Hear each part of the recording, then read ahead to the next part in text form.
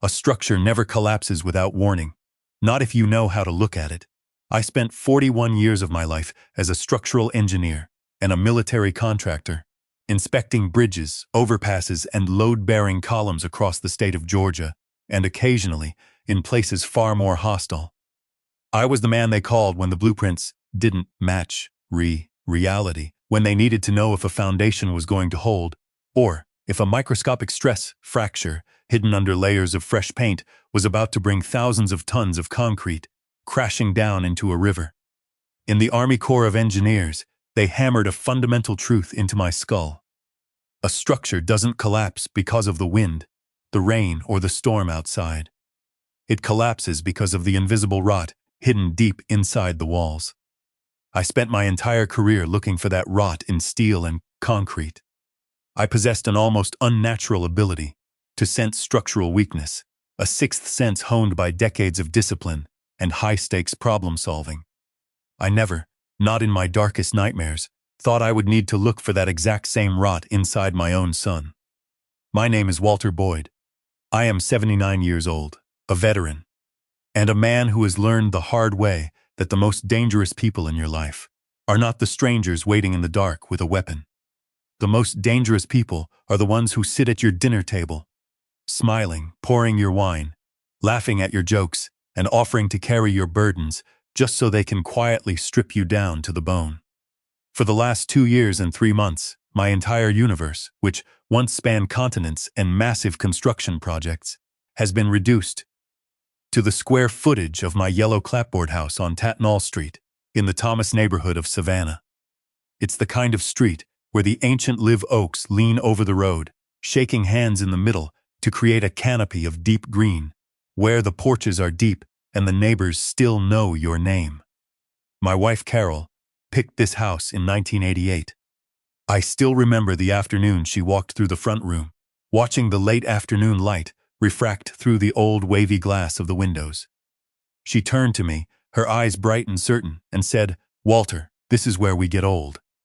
She was right about nearly everything in our life.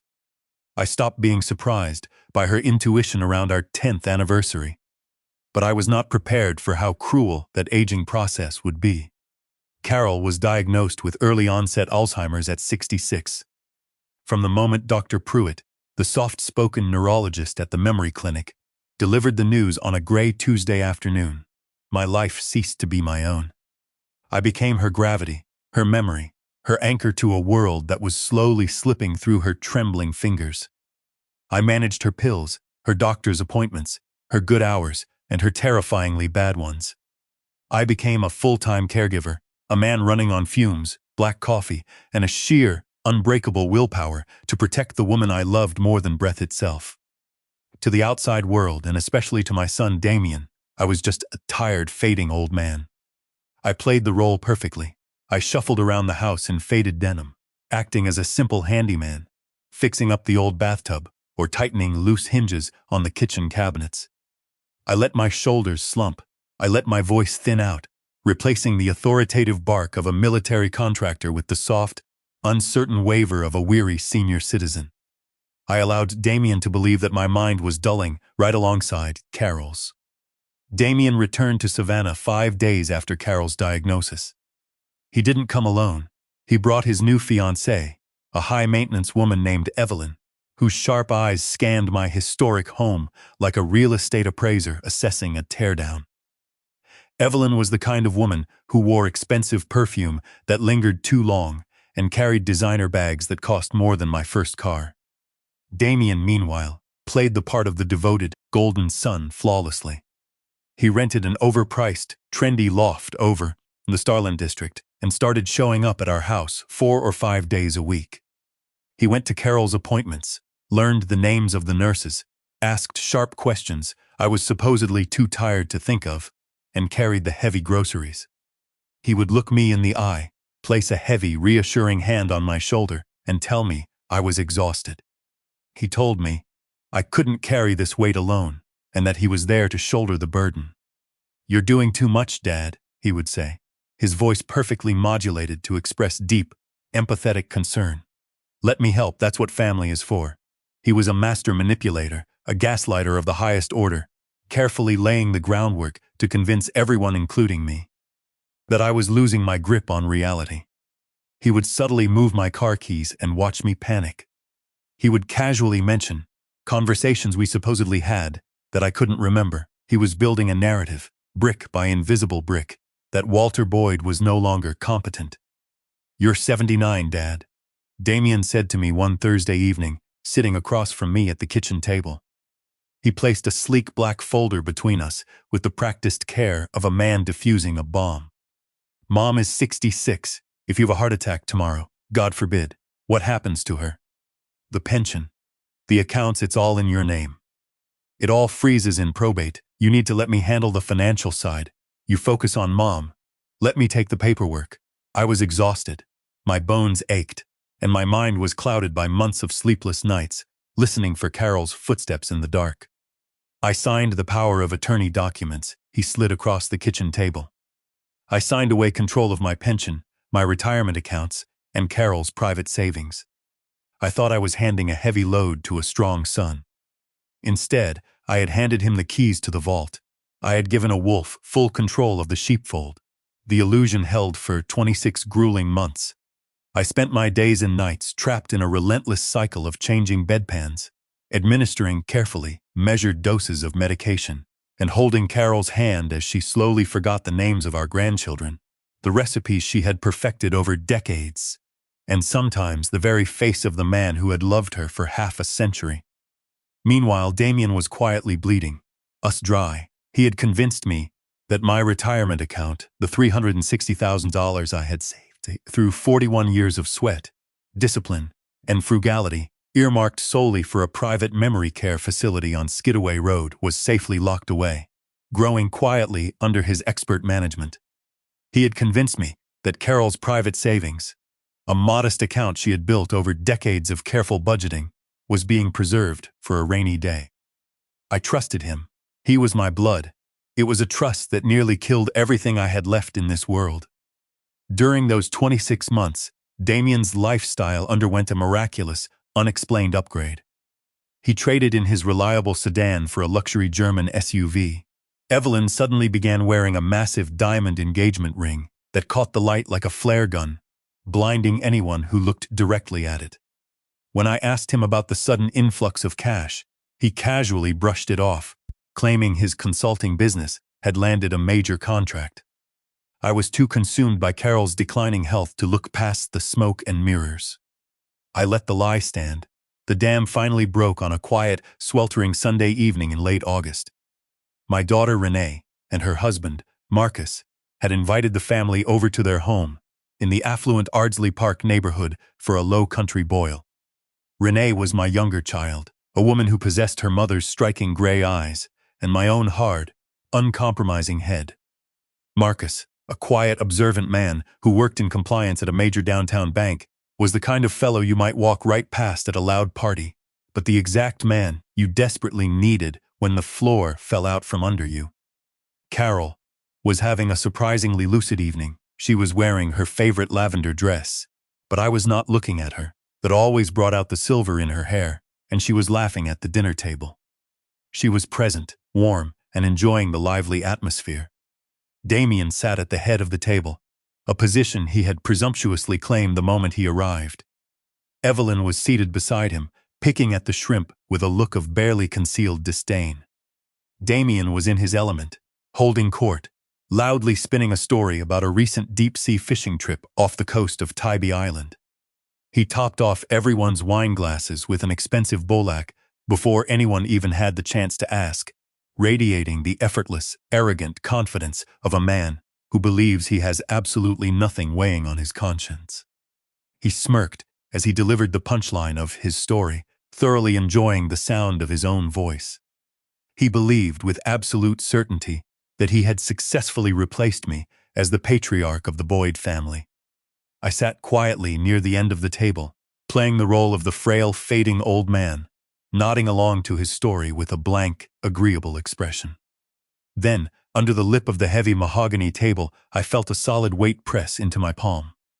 Marcus hadn't even glanced my way. He had simply smartphoned into my hand with the smooth, practiced motion of a man accustomed to handling sensitive information in high-stress environments. I looked down at the glowing screen. There was a secret distress code, a pre-arranged signal Marcus and I had established years ago during a hypothetical conversation about emergency scenarios. A simple red exclamation point emoji. But it was the text beneath it that made the blood in my veins run ice cold. Check your retirement account right now.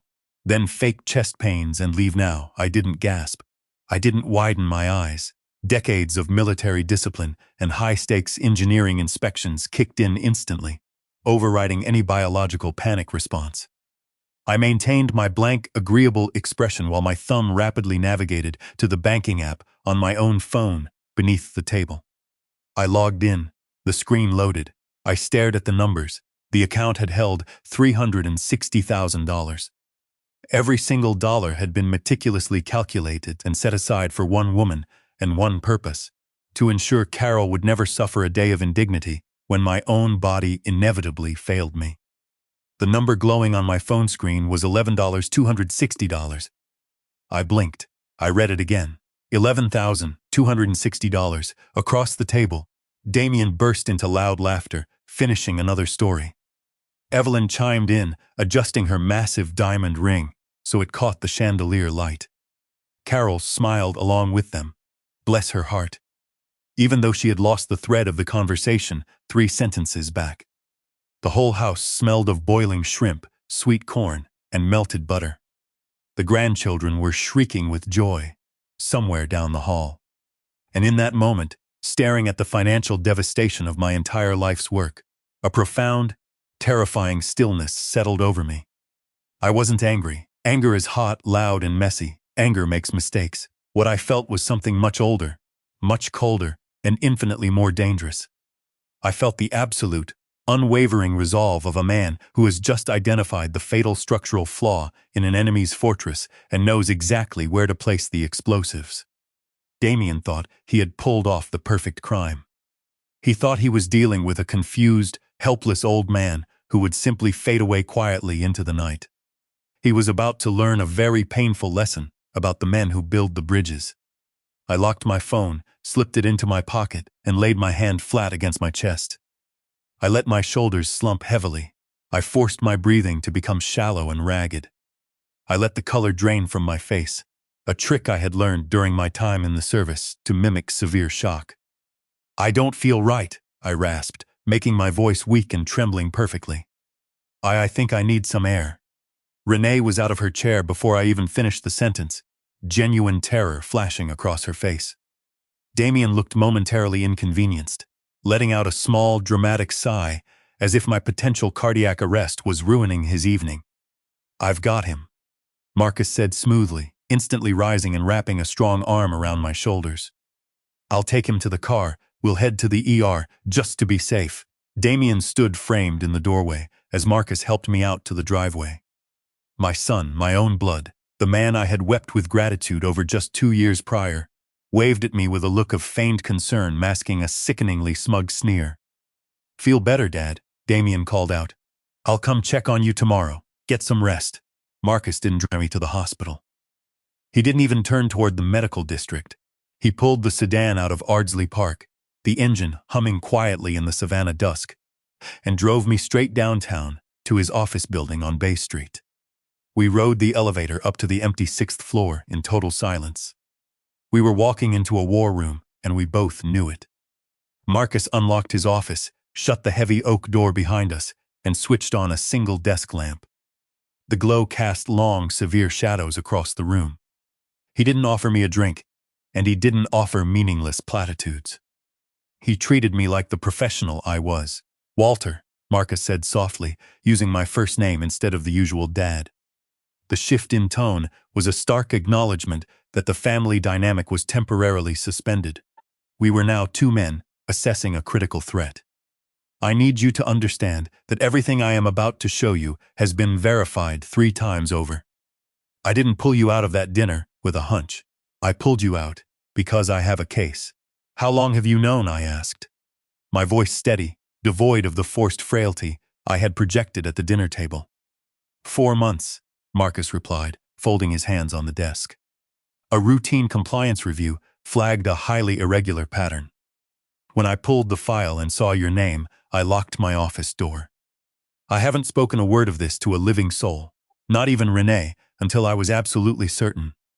He opened a thick manila folder and began laying out the documents, like a prosecutor presenting evidence at a murder trial. 16 months of structured withdrawals, Marcus explained, sliding the first page across the desk. Always between $3,000 and $5,000. Never hitting the $10,000 threshold that triggers a mandatory federal report. Spread out at odd, irregular intervals, neat, documented, and utterly damning. I stared at the pages. My son had robbed me, with the patient, meticulous discipline of a seasoned professional criminal. It was the exact same discipline I had spent his entire childhood trying to instill in him, twisted and weaponized against me. Then came the pension, Marcus continued, his voice grim. He took the power of attorney you signed and presented it to your retirement system administrator. He officially redirected your monthly pension into a shadow account he controlled. The paperwork was flawless. They processed it without a blink. I remained silent, absorbing the massive scale of the betrayal. Damien hadn't just dipped into the funds. He had rerouted the entire pipeline. He quietly changed the mailing address on your retirement account to a P.O. box he opened under his own name on Waters Avenue, Marcus added, sliding another document forward. That's why the paper statements stopped arriving. He plunged you into total darkness. And, because you trusted him, you never realized the lights had been turned off. But Marcus wasn't finished. He slid one final, devastating piece of paper across the desk. I recognized the form instantly. It was a beneficiary change request. Month 9, Marcus said softly. You signed this, do you remember? I closed my eyes. The memory flooded back with sickening clarity. A frantic Tuesday morning. Carol had been up all night, wandering the halls, terrified of shadows. I was physically broken, mentally scraped down to the absolute bone, desperately trying to get her dressed for an appointment. Damien had shown up with a tray of hot coffee and a stack of papers, smiling that easy, generous smile, just routine account stuff, Dad. Sign here, I've taken care of the heavy lifting. I had signed it blindly, and buried within that stack was a form that completely removed Renee and my grandchildren from my retirement account, elevating Damien to the sole beneficiary. With my own pen, fueled by sheer exhaustion, I had erased my daughter from my legacy. He's preparing for the final phase, Marcus warned, leaning closer. Damien has been dropping careful, calculated remarks to the extended family for months. Telling cousins at cookouts that you're struggling. Telling the congregation at church that your mind is slipping. He is building the foundation for a conservatorship petition. If he gets a judge to declare you incompetent, every illegal thing he's done becomes court-approved. You will become his legal prisoner. I placed both hands flat on Marcus's desk. The trembling old man was dead. The veteran, the structural engineer who had spent a lifetime dismantling flawed systems, was fully awake. I want every door closed before he knows one is open, I said, my voice cold as liquid nitrogen. I am not going to yell. I am not going to scream. I am going to completely dismantle his life. The next morning, I was sitting in the office of Gloria Vance, a ruthless elder law attorney who operated with the precision of a heat-seeking missile. Marcus had briefed her. Within hours, she had filed emergency injunctions, formally revoking every power of attorney Damien held. We didn't freeze his bank access yet. We needed to lay a trap. He was legally locked out, but the banks wouldn't process the notification until the end of the week. I needed those few days to gather the physical proof. I knew Damien. He was arrogant, but he wasn't stupid. He wouldn't leave everything exposed in digital accounts. He would have physical ledgers. He would have hidden assets. Damien had recently purchased a massive, historic Victorian home in the historic district. He told the family he was flipping it, but I knew better. He was building his fortress with my money. I needed to get inside.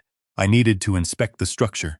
On Tuesday morning, I called him, deliberately letting my voice crack with manufactured exhaustion.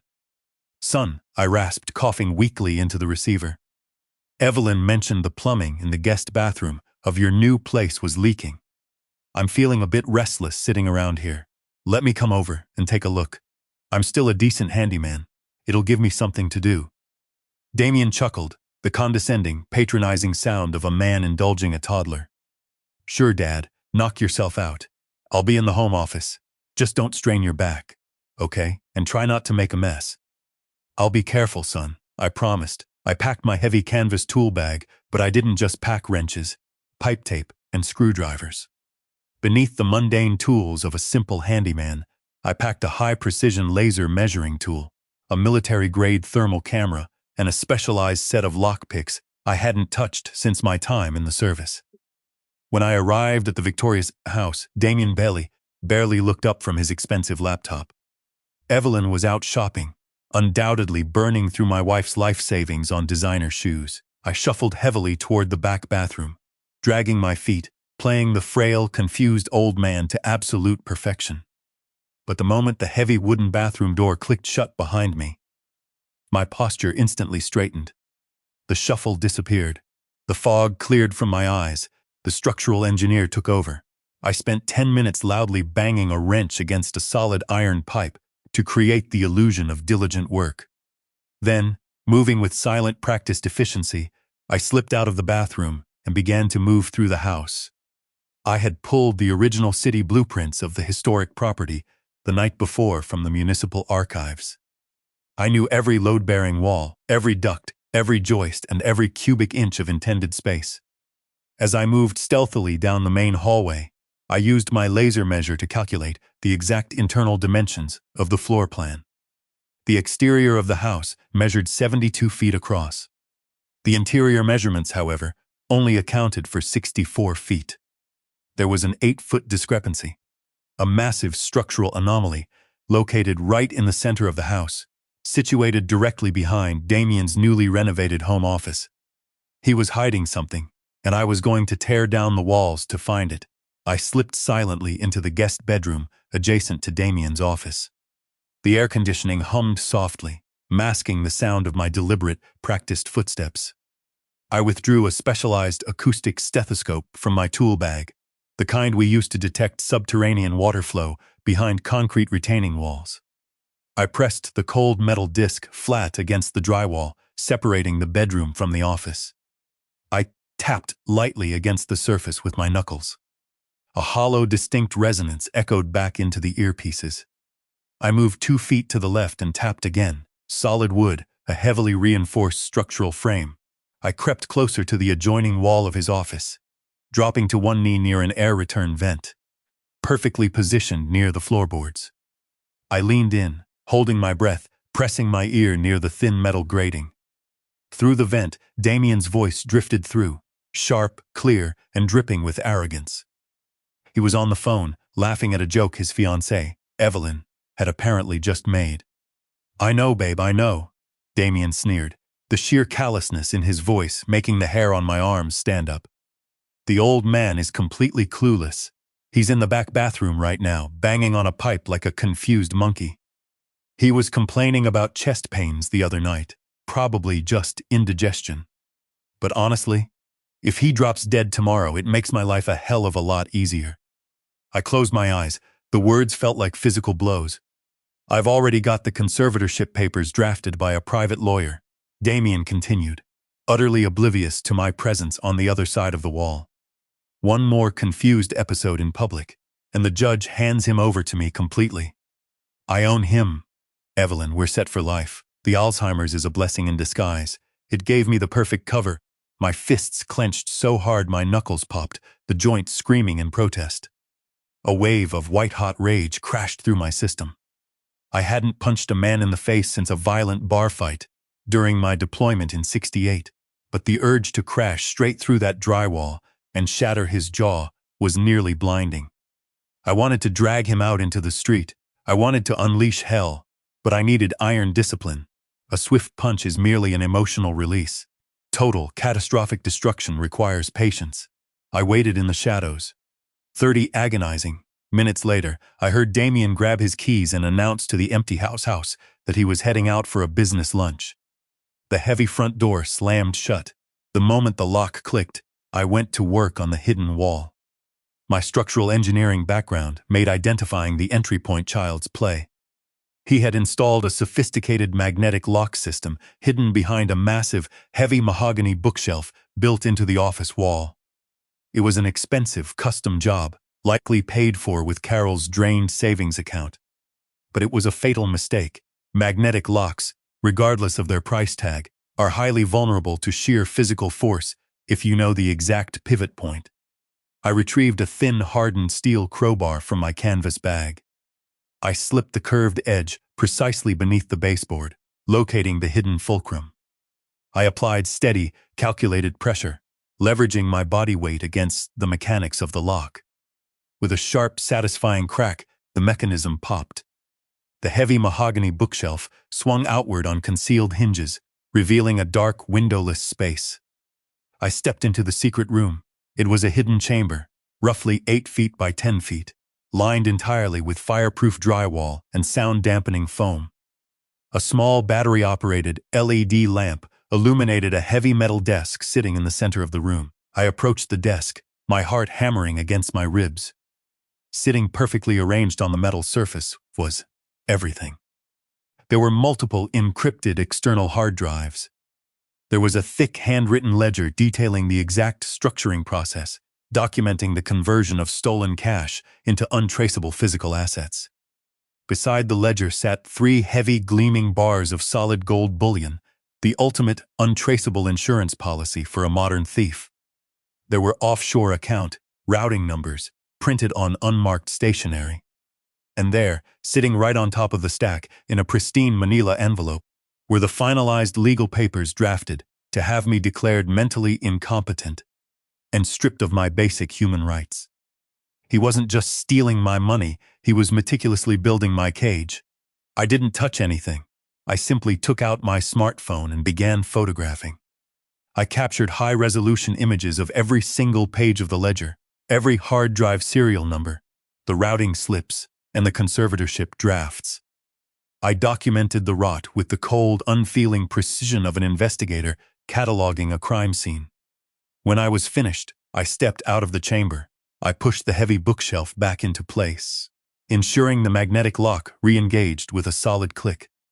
I wiped down the baseboard with my sleeve, leaving absolutely no trace of my entry. I retreated to the guest bathroom and spent another 10 minutes, genuinely fixing the minor leak in the old bathtub, ensuring my physical cover as a tired handyman remained flawless. I deliberately smeared a light layer of dust and pipe grease on my hands and forearms. When Damien returned an hour later, I was washing my hands in the sink, leaning heavily against the porcelain basin. I turned to him, giving him a weak, tired smile, letting my shoulders slump. "All fixed up, son," I wheezed, my voice trembling perfectly. "You take care of this house. It's got good bones. Just needed a little tightening.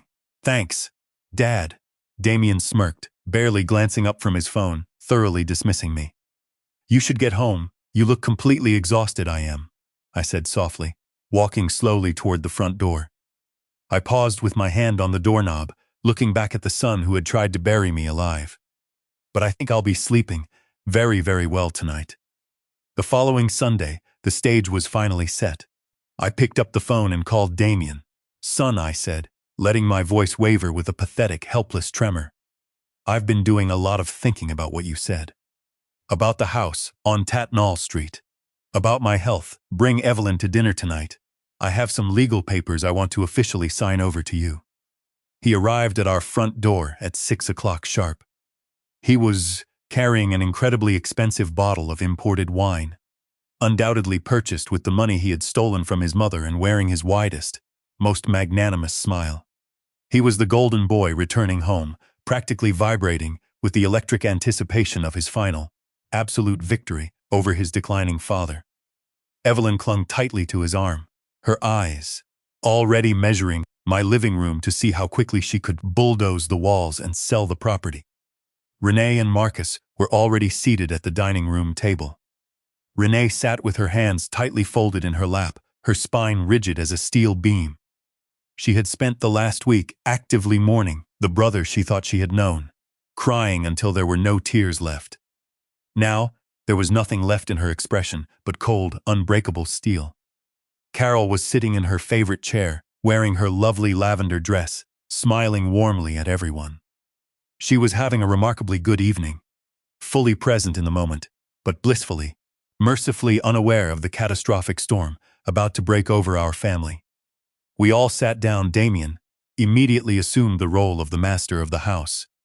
He poured the wine with a flourish, laughed loudly at a joke he made himself, and acted as the patriarch he firmly believed he had now become. "So, Dad," Damien said, leaning heavily over the table, unable to hide the greedy eagerness in his eyes. "You mentioned some papers. It's the smart move, really. You're doing the right thing for Mom. Letting me take the reins is exactly what this family needs." I didn't reach for a pen. I didn't reach for the wine. I reached under the table, grabbed a thick, black leather folder, and slammed it down onto the center of the dining table, with a heavy, echoing thud. I didn't open it immediately. I just looked at Damien. I let the silence stretch, expanding and filling the room until the air grew thick, suffocating, and incredibly tense. The tired, fading, shuffling old man instantly vanished. I straightened my shoulders, locking my eyes onto his with terrifying intensity. I let him see the veteran. I let him see the structural engineer.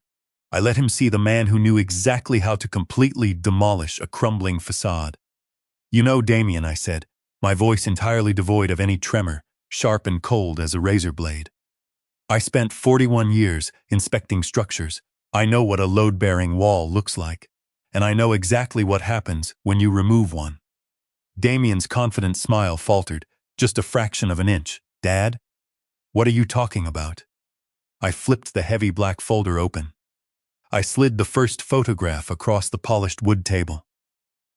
It was a high-resolution, full-color image of the handwritten ledgers I had photographed inside his secret room. 16 months of structured withdrawals, I said, my voice echoing loudly in the dead-quiet dining room. Always hovering precisely under the $10,000 federal reporting limit. Neatly transferred to a P.O. box on Waters Avenue. Damien stared at the photograph. The blood drained from his face so fast he looked like a corpse. His jaw went completely slack. I slid the next photograph across, the offshore account routing numbers. "You thought you were dealing with a confused, pathetic old man," I continued, my voice rising in power and authority. "You thought you could casually gaslight me while you emptied my pension and systematically drained your mother's private, lifelong savings to buy a historic Victorian house and impress your high-maintenance fiancé." Evelyn gasped loudly, dropping her expensive wine glass. It shattered violently against the hardwood floor, dark red wine pooling around her designer shoes like blood. She stared at Damien in sheer, unadulterated horror. "Damien, what is he talking about? Is this true? He's crazy!" Damien stammered wildly, his eyes darting frantically around the room, hunting for an exit that didn't exist. He tried to stand up, pointing a visibly trembling finger at me. "He's lost his mind, Evelyn. The Alzheimer's is getting to him. I swear to God. He doesn't know what he's saying." "Sit down," I commanded. It wasn't a request. It was a direct, irrefutable order delivered with the absolute, terrifying authority of a military commander who has just caught a traitor in the ranks. Damien froze, entirely left speechless by the sheer, crushing force in my voice. He collapsed back into his chair, breathing heavily. "I was inside your house on Tuesday," I whispered, leaning forward, letting the words carry the full weight of my wrath. "I know about the 8-foot discrepancy in the blueprints. I popped the magnetic lock on your hidden chamber with a crowbar. I photographed your gold bullion. I read the conservatorship papers you drafted to put me in a legal cage." Damien's arrogant sneer had completely vanished. He looked like a man who had confidently stepped off a cliff in the dark and was suddenly waiting for the ground to hit him. "You made one fatal mistake, boy," I said, my voice deadly quiet. "You forgot who built you." In a final desperate act of panic, Damien lunged across the table, making a pathetic attempt to grab the folder of evidence. Before his fingers could even brush the leather, I stood up. I didn't hesitate, I didn't think. I simply threw a short, perfectly executed right cross and punched him squarely in the face. The impact cracked like a gunshot in the silent room. Damien stumbled violently backward, crashing heavily into the antique china cabinet. He clutched his rapidly swelling jaw, a bright trickle of blood running from his split lip. At that exact, calculated moment, heavy, deliberate footsteps echoed loudly on the front porch. The front door swung open. Two plainclothes detectives from the Savannah Financial Crimes Unit stepped directly into the dining room. Marcus had silently texted them, the prearranged signal the moment Damien had confessed his guilty intentions by trying to destroy the evidence. Damien was cornered like a rat in a trap. Unleashing hell wasn't just a metaphor anymore. It was happening right in front of him, in real time. "Damien Boyd," the lead detective said, stepping forward into the light, a pair of heavy steel handcuffs glinting ominously in his hands. "You are under arrest for federal structuring, criminal fraud, and elder financial abuse. You have the right to remain silent, though I highly suggest you start using it immediately." Evelyn didn't stay to watch the dramatic conclusion. She forcefully grabbed her expensive designer purse, shot Damien one final, devastating look of absolute disgust, and walked out the front door without saying a single word in his defense. She had wanted to marry a wealthy patriarch.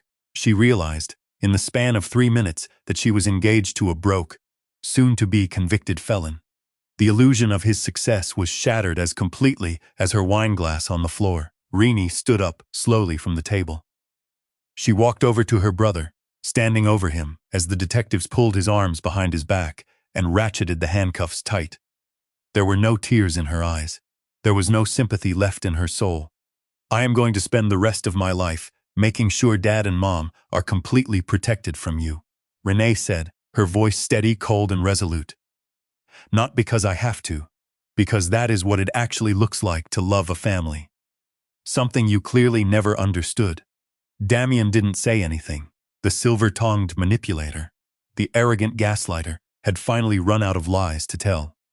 He kept his eyes glued to the floorboards, but the most heartbreaking moment, the specific tragedy that will stay vividly burned into my memory until the day I die, happened just as the detectives were leading him out the front door of our home. Carol, sitting comfortably at the dining table in her beautiful lavender dress, didn't understand the handcuffs, the screaming, or the presence of the detectives. To her fading, rapidly deteriorating mind, this was just the normal end of a lovely Sunday family dinner. She looked at Damien with pure, unclouded warmth. "Good night, sweetheart," she called out softly, lifting her hand to wave at him. "You're such a good boy. You always have been. Drive safe." Damien stopped dead in his tracks. He turned his head and looked at his mother, the frail woman whose life savings he had ruthlessly and systematically drained, who was currently smiling at him with absolute, unconditional love. Her terrible disease had protected her from knowing what a monster he had truly become. Her illness had granted him a final, unearned mercy that he would never deserve, and one he would never, ever be able to forget. For a man with any remaining shred of conscience, it was a punishment far worse than any federal prison sentence. The detectives walked him out to the waiting cruiser, and the flashing red and blue lights violently painted the walls of the house we had lived in for 35 years. It has been exactly a year since that fateful Sunday night. Damien pleaded guilty to all charges. The financial trail Marcus and I had meticulously documented was completely airtight. There was absolutely no defense a lawyer could mount. Restitution was ordered by a disgusted federal judge.